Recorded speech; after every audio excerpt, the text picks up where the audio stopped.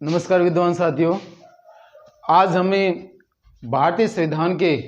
मौलिक अधिकारों में आगे के जो अधिकार हैं उनके बारे में चर्चा करेंगे। पहले वाले वीडियो में हमने जो अनुच्छेद 14 और 15 से संबंधित जो मूल अधिकार मिले हुए हैं भारतीय नागरिकों को और व्यक्तियों को, उनके बारे में हमने चर्चा की थी। इस वीडियो में हम अध्ययन करेंगे अनुच्छेद 16 से संबंधित। अनुच्छेद 16, इससे पहले पिछले वीडियो में हमने अनुच्छेद 15 के अंदर जो सामाजिक अधिकार मिले हुए हैं, यानी अनुच्छेद 15 के अंदर व्यक्तियों को सामाजिक अधिकार मिले हुए हैं, नागरिकों को यानी सामाजिक जो अधिकार मिले हैं उनके बारे में चर्चा की थी। तो सामाजिक अधिकार से संबंधित यह है कि समाज के अंदर जितने साधन हैं, समाज के अंदर जो साधन है और जो संसाधन हैं जो सरकार के अधीन या सरकार से एडेड है, उन साधनों का उपयोग करने के लिए प्रत्येक जो नागरिक है वो उसके लिए गवर्नमेंट के द्वारा बाध्य नहीं किया जा सकता है। यानी कोई भी राज्य किसी नागरिक को इसलिए बाध्य उसमें एक विभेद स्थापित नहीं कर सकता है कि आप इस साधनों का यूज नहीं कर सकते हो। जैसे कि जो समाज के अंदर होते हैं, मंदिर होते हैं, स्कूल्स यानी शैक्षणिक संस्थाएं होती हैं, होटल होते हैं, भोजनालय होते हैं, इस प्रकार से जो मनोरंजन के साधन होते हैं, इस प्रकार ये जो संसाधन होते हैं और या जो अलग जो साधन जिसका हम उपयोग सार्वजनिक उपयोग के लिए महत्वपूर्ण होते हैं, जैसे कि कुआं है, तालाब हैं, इस प्रकार ये साधन और संसाधन होते हैं, उनका भारत का जो नागरिक है वो उपभोग कर सकता है। कोई व्यक्ति या राज्य उनको इसके उपभोग करने या उनका उपयोग करने से रोक नहीं सकता है। तो ये हमने अनुच्छेद 15 में अध्ययन किया था, जो सामाजिक संसाधनों से संबंधित है, जिनको सामाजिक अधिकार मानते हैं। अब हम डिस्कस करेंगे अनुच्छेद 16 के अंदर जो सरकारी जो लोक नियोजन के होते हैं, यानी लोक नियोजन के अंदर लोक नियोजन अनुच्छेद जो 16 है वो लोक नियोजन से संबंधित अधिकार प्रदान किया है। यानी कि राज्य के अंदर जो प्रत्येक जो व्यक्ति है उस व्यक्ति को राज्य के अंदर जो अधीन जो सरकारी जो सेवाएं हैं उनमें नौकरी या नियुक्ति पाने का अधिकार है। हर व्यक्ति को अधिकार है कि वो प्रत्येक जो राज्य है उसके अंदर जो संस्थाएं हैं उनके अंदर नौकरी प्राप्त कर सकता है। और 15 के अंदर था कि इन साधनों का संसाधनों का उपयोग कर सकता है। तो 16 के अंदर हम जैसे कोई व्यक्ति नौकरी प्राप्त करे, सरकारी संस्थाएं हैं उनमें सभी व्यक्तियों को अवसर की समानता दी जाएगी, सभी को अवसर दिया जाएगा कि वो नौकरी प्राप्त करे अपने सामर्थ्य के अनुसार, यानी वो अपनी सामर्थ्य है, अपनी जो क्षमता है उसके अनुसार उनमें नौकरी प्राप्त कर सकता है। इसके अंदर राज्य है, यानी कि राज्य किसी भी व्यक्ति के साथ, किसी भी व्यक्ति या नागरिक राज्य किसी भी नागरिक के साथ, यानी व्यक्तियों को नहीं, नागरिकों को अधिकार प्रदान है। राज्य किसी भी नागरिक के साथ केवल, यानी राज्य किसी भी नागरिक के साथ केवल धर्म, वंश, जाति, लिंग, जन्म स्थान या निवास स्थान के आधार पे, निवास स्थान के आधार पे, निवास स्थान के आधार पर विभेद नहीं कर सकता है, विभेद नहीं कर सकता है। यानी राज्य है कि राज्य इस आधार पे विभेद नहीं कर सकता है कि वो व्यक्ति एक धर्म से संबंधित है, यानी कोई नागरिक किसी धर्म से संबंधित है, धर्म से संबंधित होने के कारण उसको किसी राज्य के अंदर नौकरी से वंचित किया जाए, ऐसा राज्य नहीं कर सकता है। वंश, किसी वंश से संबंधित व्यक्ति है उसे भी वंचित नहीं किया जा सकता है। विशेष जाति से संबंधित व्यक्ति को इस आधार पे नौकरी या नियुक्ति पाने के जो अवसर से वंचित नहीं कर सकता राज्य कि ये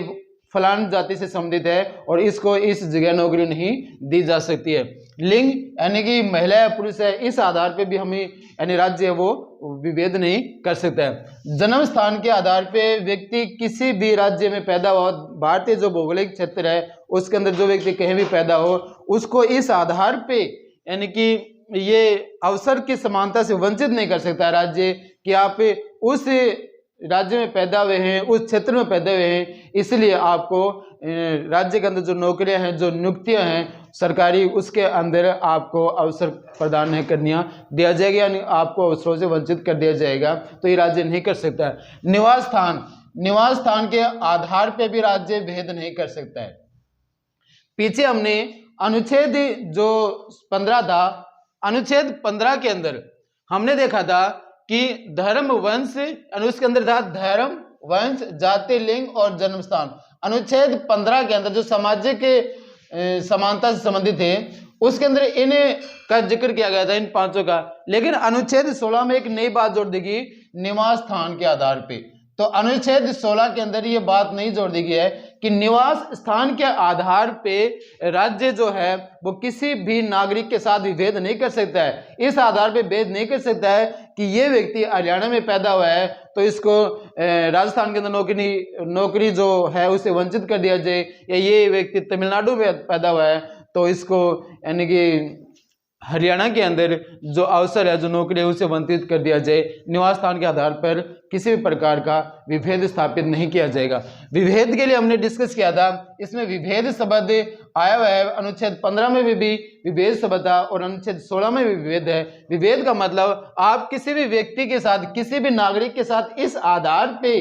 भेद नहीं कर सकते हो जिसे कि दूसरे पे प्रभाव पड़े। मतलब कि एक व्यक्ति को यदि आपने सुविधा दी है, एक वर्ग विशेष को आपने सुविधा दी है, तो उसका प्रभाव यदि दूसरे वर्ग विशेष पर पड़ा है तो वो विभेद होता है। तो इस प्रकार से विभेद नहीं करना है कि एक व्यक्ति को, एक वर्ग को सुविधा देने से दूसरे वर्ग का नुकसान हो रहा है, या किसी एक नागरिक को सुविधा देने से दूसरे नागरिक को नुकसान हो रहा है, तो इस प्रकार का भेद स्थापित नहीं कर सकते हो। हाँ, तुम इस प्रकार के विभेद स्थापित कर सकते हो कि एक व्यक्ति को, यानी जो एक व्यक्ति यानी एक नागरिक है, एक नागरिक को सुविधा देने से उसका प्रभाव, उसका नकारात्मक प्रभाव यदि दूसरे नागरिक के ऊपर न पड़े, तो इस प्रकार का भेद तुम स्थापित कर सकते हो। अब हम देखते हैं कि जो अनुच्छेद जो 15 से संबंधित है उसके अंदर समाज से संबंधित बातें थी, अब इसमें अवसर या नौकरियों से संबंधित बातें थी। अब इसके कुछ अपवाद हैं, अनुच्छेद 16 के कुछ अपवाद हैं। अनुच्छेद 16 में कुछ अपवाद हैं, मतलब कि राज्य किसी कुछ आधारों पे भेद स्थापित कर सकता है, यानी राज्य को ये अधिकार है कि वो कुछ आधारों पे भेद स्थापित कर सकता है। मतलब कि नागरिकों को, यानी यदि समाज में कोई इस प्रकार से नागरिक है या कोई एक वर्ग विशेष है जो राज्य के अंदर नौकरियों में, नियुक्तियों के अंदर जिनको अवसर अच्छी तरीके से नहीं मिल रहा है, यानी नियुक्तियों के अंदर, नियुक्तियों में अवसर नहीं मिल रहा है, अवसर नहीं मिल रहा है, किसी कारण से वो वंचित हो रहे हैं, यानी व्यक्ति या नागरिक किसी भी कारण से नौकरी पाने के लिए वो वंचित हो रहा है, तो राज्य उस व्यक्ति का प्रतिनिधित्व है, उस व्यक्ति या नागरिक का प्रतिनिधित्व राज्य की नियुक्तियों में करने के लिए,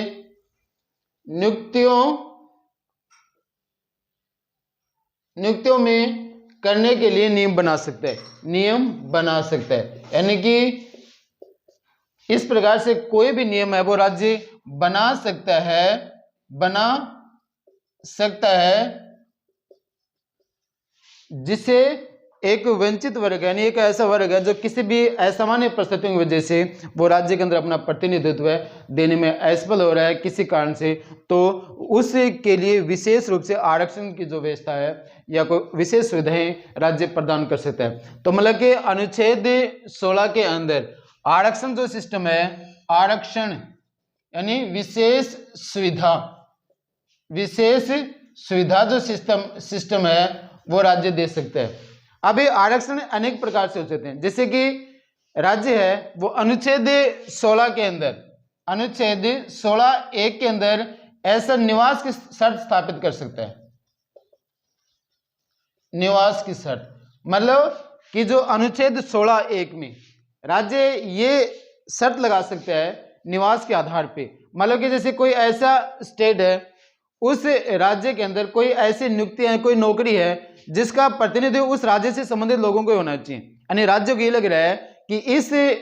नियुक्तियों के अंदर, इन सरकारी नौकरियों के अंदर एक वर्ग विशेष का ही यानी एक इस राज्य के लोगों का एक प्रतिनिधित्व होना चाहिए, तो उसके लिए संसद है वो नियम बना सकती है। संसद नियम बना सकती है, नियम बना सकती है किसी राज्य को प्रतिनिधित्व देने के लिए। जैसे कि तेलंगाना है, तेलंगाना और आंध्र प्रदेश, आंध्र प्रदेश,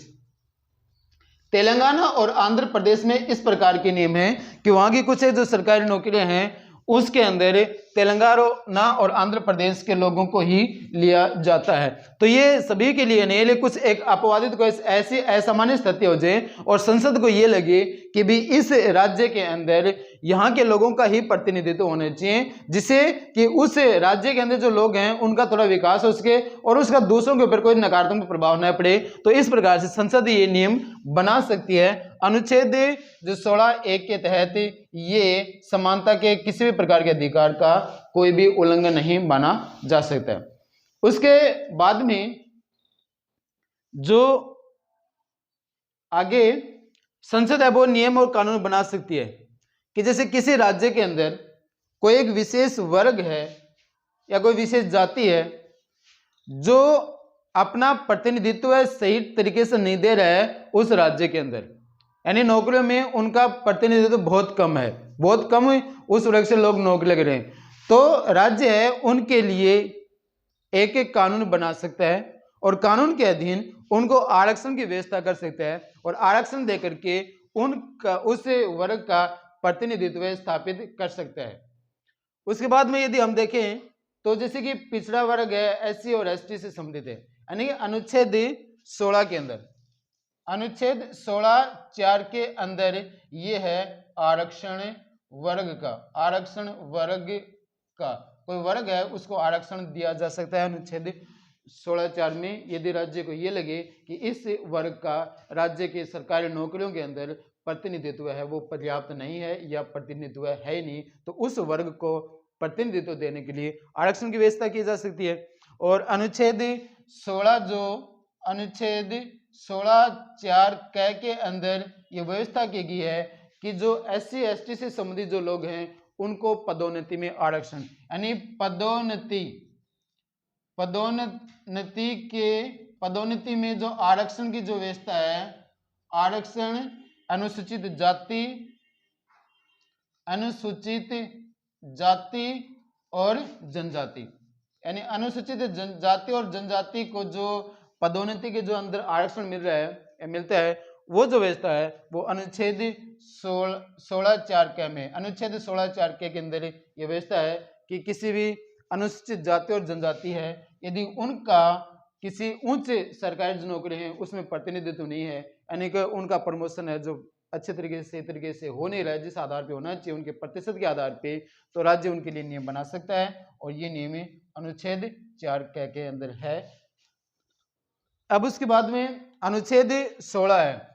अनुच्छेद 16(4) अनुच्छेद 16(4) के अंदर आरक्षित जो पदों को एक वर्ग के लिए निर्धारित कर सकता है। मतलब कि जैसे कि कई बार ऐसी सिचुएशन पैदा हो जाती है कि आरक्षण देने के बाद में भी, यानी कि आरक्षण देने के बाद में भी उस वर्ग का जितना प्रतिनिधित्व होना चाहिए वो उस राज्य में होता नहीं है। मतलब कि वैकेंसी है वो जो खाली नियुक्तियां वो खाली चली जाती हैं। मान लो कि किसी प्रकार से किसी राज्य के अंदर 100 नियुक्तियां देनी है एससी या एसटी को, एससी या एसटी लोगों को या ओबीसी लोगों को, जो अन्य पिछड़े वर्ग हैं उनको 100% यानी 100 नियुक्तियां देनी है और किसी भी कारणवश से उनको उस टाइम में सिर्फ 40 ही नियुक्तियां दी पाई, यानी सरकार 40 नियुक्तियां दी पाई, 60 बच गई, 60 जो शेष रहेगी तो राज्य के अंदर राज्य ने एक व्यवस्था कर दी है कि जो 60 जो बच गई है ना इनको बोलते हैं बैकलॉग,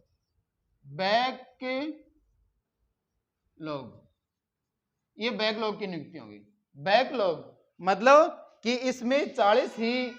नियुक्त हो पाए, 60 बच गया, तो ये बैकलॉग सिस्टम होगा। जो ये जो बची हुई जो है ना पीछे की नियुक्तियां बची हुई है इनको शिफ्ट आगे की जो नई वैकेंसियां निकलेंगी, नई वैकेंसियां मान लो कि आगे एससी एसटी के ओबीसी के लिए 100 वैकेंसी और निकल गई तो आगे की जो नियुक्ति, अगली साल की जो नियुक्ति है वो 100 वैकेंसी निकल गई, और ये जो पिछले साल की जो 60 बची हुई हैं ये इसमें ऐड हो जाएंगी, तो कुल मिलाकर ये 160 वैकेंसी होगी। और ये ज्यादा उनकी होगी क्योंकि बैकलॉग सिस्टम है, जो पीछे की जो नियुक्तियां जो बची हुई थी उनको आगे की नियुक्तियां में जोड़ दिया गया। तो इस प्रकार का सिस्टम भी है वो राज्य स्थापित कर सकता है। और ये अनुच्छेद जो 16(4)ख में, यानी अनुच्छेद 16(4)ख के अंदर ये व्यवस्था है कि राज्य को यदि आरक्षण देने के बाद में भी उनकी जो सीटें हैं, जो वैकेंसियां पूरी नहीं हो पा रही हैं, तो बैकलॉग का यूज करके, जो बैकलॉग सिस्टम है उसके आधार के ऊपर वो इस प्रकार से जो नागरिक है उनका सुव्यवस्थित प्रतिनिधित्व स्थापित कर सकता है किसी भी राज्य के अंदर। तो हमने इस जो अनुच्छेद 16 के अंदर हमने डिस्कस किया है कि जो सरकारी जो नौकरियां हैं, नियुक्तियों के अंदर राज्य किसी व्यक्ति के साथ तो कोई भेद नहीं करेगा, सभी नागरिकों को समान अवसर है कि वो अपने सामर्थ्य के आधार के ऊपर और वो नौकरी प्राप्त कर सकते हैं। ये ध्यान देने की बात है कि राज्य है वो भाषा, निवास स्थान, भाषा के आधार के ऊपर, बौद्धिक या शारीरिक क्षमता के आधार पर विभेद कर सकता है। ऐसा नहीं जैसे कि सेना के अंदर या पुलिस के अंदर किसी व्यक्ति को भर्ती होना है तो उसके अंदर, पुलिस के अंदर और जो सेना होती है, पुलिस और सेना, उसमें शारीरिक क्षमता का ध्यान रखा जाता है कि एक व्यक्ति है वो उसकी ये इतनी हाइट होनी चाहिए, इस प्रकार से सेना होनी चाहिए, ये सारे इस आधार पे राज्य विभेद कर सकता है, उसमें कोई दिक्कत नहीं। भाषा से संबंधित, मान लो कि कोई व्यक्ति है गुजरात के अंदर, यानी कि गुजरात के अंदर कोई व्यक्ति एग्जाम दे रहा है तो उसके अंदर उसका जो पेपर है वो गुजराती भाषा में हो, तो गुजराती भाषा में हो सकता है, तो लोग इस आधार पे इसको चैलेंज नहीं कर सकते हैं कि हमारे ये है वो भाषा के आधार पर भेद हो रहा है, क्योंकि भाषा है जो शारीरिक क्षमता है या जो बौद्धिक क्षमता है उसके आधार पर भेद किया जा सकता है। इन आधार पे कोई भी भेद स्थापित नहीं कर सकता है सरकारी नियुक्तियों में। तो प्रत्येक व्यक्ति को अधिकार है नागरिकों की वो सरकारी नियुक्ति के अंदर अवसर वो ढूंढ सकता है उसके लिए। अब उसके बाद में ये देखिए कुछ शर्त हैं, जैसे आरक्षण की जो व्यवस्था नौकरियों के अंदर वो अनुच्छेद 16 के अंदर है, क्योंकि नौकरियों से संबंधित जितनी सुविधाएं, चाहे वो पदोन्नति से संबंधित हो, चाहे नौकरियों में आरक्षण से संबंधित हो, नौकरियों से संबंधित जो जितनी सुविधाएं हैं वो अनुच्छेद 16 में मिलेंगी। और समाज का जो संस्थाएं हैं उनका उपभोग यानी उनका उपयोग करने से संबंधित जो है वो आपको अनुच्छेद 15 में मिले। तो अनुच्छेद 15 कहता है कि समाज के जो अंदर जितने संसाधन, जो साधन है, जो संस्थाएं हैं, उनका कोई भी नागरिक उपयोग कर सकता है। और अनुच्छेद 16 कर सकता है, कहता है कि उस समाज के अंदर जितने भी संसाधन हैं जो सरकार के द्वारा समर्थित हैं, यानी एडेड है या सरकार के अधीन है, तो उनमें किसी भी व्यक्ति को हम इस आधार पे वंचित नहीं कर सकते हैं कि वो इसी से संबंधित, यानी जो धर्म से, जाति, वंश से संबंधित, यानी प्रत्येक व्यक्ति को पूरा का पूरा अवसर है। अब इसके बाद में अनुच्छेद 17, आगे हम अनुच्छेद 17 में देखें। अनुच्छेद 17 जो है वो अस्पृश्यता का अंत करता है, यानी अनुच्छेद 17 ये अस्पृश्यता यानी जो समाज के अंदर है जो छुआछूत और जो ऊंच नीच के जो भेदभाव से संबंधित जो विचारधाराएं हैं उनको खत्म करने का जो काम है वो अनुच्छेद 17 करता है। तो भारतीय संविधान का जो संविधान है अनुच्छेद 17, अनुच्छेद 17 यह है अस्पृश्यता का अंत, अस्पृश्यता का अंत। अनुच्छेद 17 समाज के अंदर जो भी छुआछूत की जो भावनाएं हैं, ऊंच नीच की जो भावनाएं हैं, उनके अंत करने का प्रावधान करता है। इसके अधीन कोई एक मतलब के नियम यानी एक कानून बनाया जाएगा जिससे लोगों को इस आधार पे, यदि कोई एक व्यक्ति का दूसरे व्यक्ति के ऊपर जाति के आधार पे शोषण कर रहा हो, छुआछूत संबंधी जो बातें हैं, तो उनको रोक सकता है। ये अनुच्छेद 17 कहता है कि इस आधार पे किसी व्यक्ति में कोई भेद नहीं, सभी नागरिक इक्वल हैं, समान है, और कोई किसी से जो छुआछूत की जो भावनाएं हैं उसको आगे नहीं बढ़ाना चाहिए। और राज्य इसके लिए एक नियम बनाएगा और इसके लिए कानून बनाएगा। तो इस प्रकार से जो एट्रोसाइड का जो मैटर है, SC/ST जो अधिनियम है जो एट्रोसाइड का है, वो भी अनुच्छेद 17 को ध्यान में रख करके ही राज्य ने बनाया है, जिससे कि एक वंचित जो वर्ग है, जो छुआछूत का जो शिकार जो वर्ग है, उसका एक उनकी हिफाजत हो सके, उनकी रक्षा हो सके। अब आगे अनुच्छेद 18 के अंदर, अनुच्छेद 18 में उपाधियों का अंत किया गया है। उपाधियों का अंत मतलब कि राज्य के समक्ष सभी लोग समान हैं। राज्य जो है उसके समक्ष सभी लोग हैं, सभी जो नागरिक हैं वो बिल्कुल समान हैं। तो उनको किसी एक व्यक्ति को विशेष उपाधि प्रदान नहीं की जाएगी, चाहे वो राजा हो। पहले जैसे राजा महाराजा इस प्रकार की उपाधियां दे दी जाती थी, तो इस प्रकार की उपाधियों का अंत कर दिया गया है। अब सब के सभी नागरिक हैं वो इक्वल हैं, उसमें किसी प्रकार का भेद नहीं दिया गया। तो किसी भी एक व्यक्ति को जो उसको उपाधि प्रदान नहीं की जाएगी, क्योंकि उपाधि प्रदान करने से वो व्यक्ति है वो समाज के अंदर एक विशेषता हासिल करे, तो वो एक विशेष बन जाता है, जिससे और लोगों के अंदर एक हीन की भावना आ जाती है। लेकिन इस जो उपाधियों का अंत है इसके कुछ अपवाद भी हैं। इसके अपवाद अनुच्छेद 18 है जिसमें एक ही उपाधियों का अंत है, इसमें कुछ अपवाद भी हैं। अपवाद है कि 1954 के अंदर 1955 के अंदर जो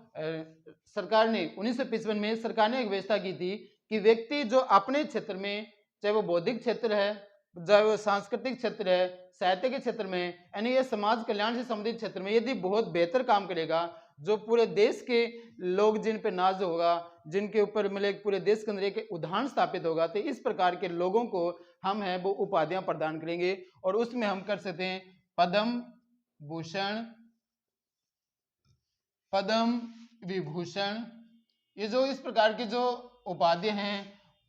पद्म भूषण है, पद्म विभूषण है, पद्म श्री है, पद्म श्री, इस प्रकार से आदि इस प्रकार से जो उपाधियां हैं इनका शुरुआत की गई थी 1955 में भारत सरकार के द्वारा। लेकिन 1977 में मोरारजी देसाई सरकार ने, मोरारजी देसाई की जो सरकार थी जनता दल ने, उन्होंने इनको बंद कर दिया था। इस आधार पर बंद कर दिया कि ये समानता के अधिकार का उल्लंघन है, यानी ये अनुच्छेद 14 का उल्लंघन कर रहा है। ये इनके लोगों की उस समय एक धारणा थी, इनके विचार थे, और इस आधार पे जो उपाधि देने थे, जो पद्म भूषण, पद्म विभूषण, पद्म श्री वगैरह, उनको बंद कर दिया गया। लेकिन दोबारा से जब इंदिरा गांधी जी की सरकार आई थी 1980 में, दोबारा से 1980 में इनको शुरू कर दिया गया, इनको शुरू कर दिया गया। इस आधार पर विचार, यानी ये धारणाएं बताया कि ये विचार दिया गया कि ये जो पद्मश्री पद्मभूषण ये है ना, किसी भी व्यक्ति का जो समाज के अंदर असमानता की भावना पैदा नहीं करते हैं, ये लोगों को मोटिवेट करते हैं, उनको प्रोत्साहित करते हैं, इसलिए ये लोगों को देना बहुत ही जरूरी है जो भारत के नागरिक हैं उनके लिए। यानी ये भारत के नागरिक जो व्यक्ति उनको प्रदान किया जाता है जो समाज की सेवा के अंदर अपना योगदान देते हैं। उसके बाद में 1995 के अंदर 1995 में इसको कोर्ट में चैलेंज किया गया, सर्वोच्च न्यायालय में चैलेंज, सर्वोच्च न्यायालय में इनको चैलेंज किया गया कि ये इस आधार पे कि ये जो हैं वो किस प्रकार से जो समाज के अंदर एक भेदभाव स्थापित करते हैं। लेकिन कोर्ट ने भी ये कह दिया कि ये इस प्रकार से कोई समाज के अंदर भेदभाव स्थापित नहीं करते हैं, ये लोगों के लिए, समाज के प्रोत्साहन के लिए बहुत जरूरी हैं। इसीलिए यदि अनुच्छेद 18 के अंदर ही उपाधियों का अंत की बात है तो ये जो है ये अपवाद है, मतलब कि आप ये नहीं कर सकते हैं कि ये समाज के अंदर जो एक विशेष व्यक्तियों को उपाधि दे करके कोई असमानता स्थापित है, क्योंकि ये ऐसी उपाधि है कि कोई व्यक्ति प्राप्त कर सकता है, चाहे वो गरीब से गरीब हो, चाहे वो किसी प्रकार का व्यक्ति हो, वो व्यक्ति अपनी मेहनत से, अपनी सामर्थ्य से समाज को प्रभावित कर सकता है और ये उपाधि कोई व्यक्ति प्राप्त कर सकता है, इसलिए समानता से संबंधित है। इसके अंदर ये दे रखा है कि कोई उपाधियों के अंदर ये है कि कोई भी व्यक्ति है, भारत का कोई भी नागरिक यानी जो भारत का जो नागरिक है, भारत का कोई भी नागरिक यदि विदेशों से कोई पुरस्कार ले रहा है या कोई जो गिफ्ट उपहार वगैरह ले रहा है तो उसको राष्ट्रपति की अनुमति चाहिए, राष्ट्रपति की अनुमति। बिना राष्ट्रपति की अनुमति कोई भी भारत का जो नागरिक है वो विदेशों से न तो कोई इनाम यानी जो पुरस्कार ले सकता है न कोई उपहार प्रदान कर सकता है, इसलिए उनको इनकी जरूरत है। तो अनुच्छेद 18 में उपाधियों का अंत है कि यदि कोई व्यक्ति विदेशों से, मतलब कि कोई भी व्यक्ति विदेशों से उपहार लेगा या जो पुरस्कार लेगा तो उसे अनुच्छेद 18 के अंदर राष्ट्रपति की अनुमति लेनी होगी। किसी प्रकार के जैसे राजा महाराजाओं की उपाधि प्रदान नहीं की जाती है देश के अंदर, उनको बंद कर दिया गया है। लेकिन इसके कुछ अपवाद हैं कि पद्म भूषण, पद्मश्री और ये जो पद्म विभूषण जैसे जो सम्मानित जो पद, जो पुरस्कार हैं वो देश के नागरिकों को प्रदान किए जा सकते हैं, क्योंकि ये जो वो है वो समाज को में लोगों को अच्छे काम करने के लिए प्रोत्साहित करते हैं। ये किसी प्रकार के समाज में जो एक असमानता है या विभेद की भावना स्थापित नहीं करते हैं। इसके जो रहे हैं कुछ विवाद रहे हैं। 1955 में ये स्थापित हुआ था, यानी शुरुआत हुई थी इनकी। 1977 में मोरारजी देसाई सरकार ने इनको बंद कर दिया गया था इस आधार पे कि समाज के अंदर समानता है की भावना, असमानता की भावना स्थापित कर रहे हैं। लेकिन 1980 के अंदर फिर से इंदिरा गांधी सरकार ने 1980 में इनको शुरू कर दिया कि ये समाज के लिए बेहद जरूरी है। 1995 के अंदर इनको कोर्ट में चैलेंज किया गया। 1995 सर्वोच्च न्यायालय में इनको चैलेंज किया गया कि ये समाज के अंदर समानता की भावना स्थापित करने में बहुत बड़ी बाधाएं, लेकिन कोर्ट ने कह दिया कि ये जो समाज के लिए बहुत बेहद जरूरी है और प्रत्येक नागरिक को इससे प्रोत्साहन, मोटिवेशन मिलता है, इसलिए प्रदान किया जाना चाहिए। तो इस अध्याय में, यानी इस जो पूरा जो अध्याय है इसके अंदर हमने अनुच्छेद 15 से 15, 16, 17, 18 से संबंधित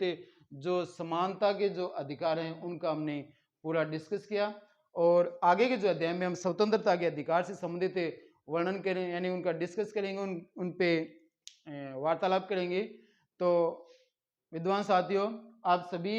से अनुरोध है कि हम आपको समय समय पर ये जो वीडियो वगैरह हैं ये समय समय पर अपलोड यानी आपको मुहैया कराते रहेंगे, ताकि तुम्हारी प्रतियोगिता परीक्षा और इस संविधान को समझने में आपकी बेहद, यानी आपकी समझ है वो विकसित हो, तुम इसको समझ सके। तो इसके लिए आपके यदि वीडियो हमारा अच्छा लगा हो तो इसको ज़्यादा से ज़्यादा शेयर करो, इसको लाइक करो, और यदि कोई आपकी समस्याएं हैं तो आप कमेंट बॉक्स में जाकर के कमेंट कर सकते हो। हम उन समस्याओं का निदान करने के लिए हमेशा तत्पर रहते हैं। जय हिंद, थैंक यू।